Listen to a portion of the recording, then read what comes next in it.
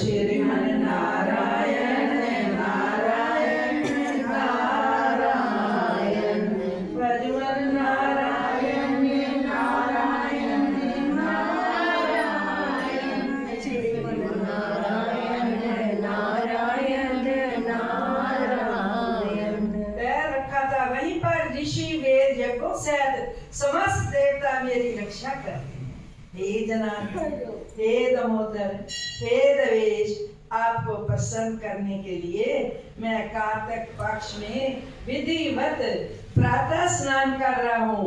आपकी कृपा से मेरे समस्त पाप नष्ट हो जाए। अरे कार्तिक मास में व्रत तथा विधि पूर्वक स्नान करने वाला मैं अर्ध देवता हूँ। आप रात का शहद ग्रहण करें। हे कृष्ण, हे परबल, राक्षसों का नाश करने वाले भगवान, हे पाप नाशक, कार्तिक मास में नित्य प्रति दिए हुए मेरे इस अर्घ द्वारा कार्तिक स्नान करा व्रत करने वाला फल मुझे प्राप्त हो।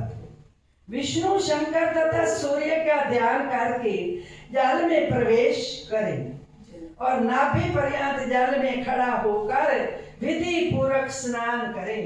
गृहस्थी तिल और आंवले से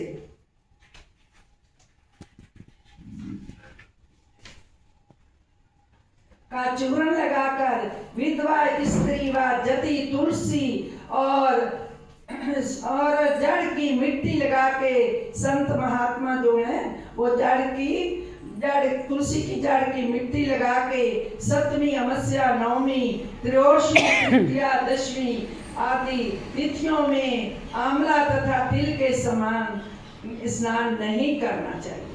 स्नान करने हुए निमन शब्द कहें।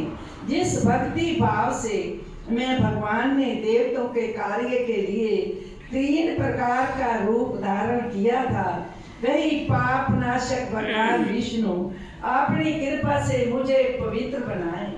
विष्णु जी की आज्ञा से कार्तिक व्रत करने वाले की सारे इंद्र आदि देवता रक्षा करते हैं।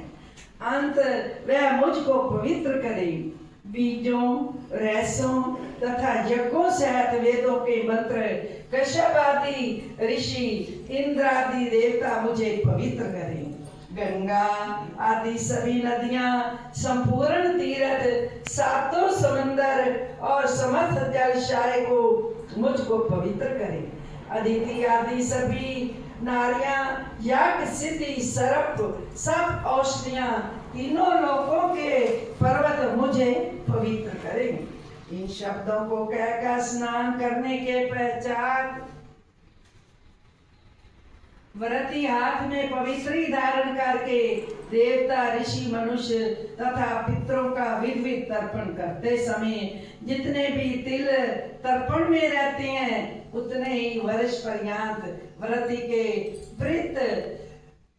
पितरगण स्वर्ग में वास करते हैं। तत्पश्चात व्रत करने वाला जल से निकलकर शुद्ध वस्त्र पहने और प्रातः काल के सब कृत्यों से निवृत्त होकर पुनः भगवान विष्णु का पूजन करे।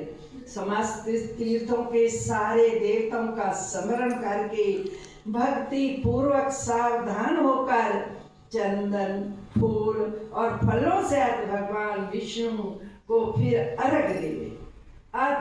मंत्र का अर्थ ये है, पवित्र कार्तिक मास में मैंने स्नान किया है। ये विष्णु जी, हे राधा के साथ आप मेरे दिए हुए अर्घ को ग्रहण करें। पश्चात चंदन, फूल और तंबूल, पान आदि से वेद पाठी ब्राह्मण की श्रद्धा पूर्वक पूजन करें और बार बार साष्टांग प्रणाम करें। ब्राह्मणों के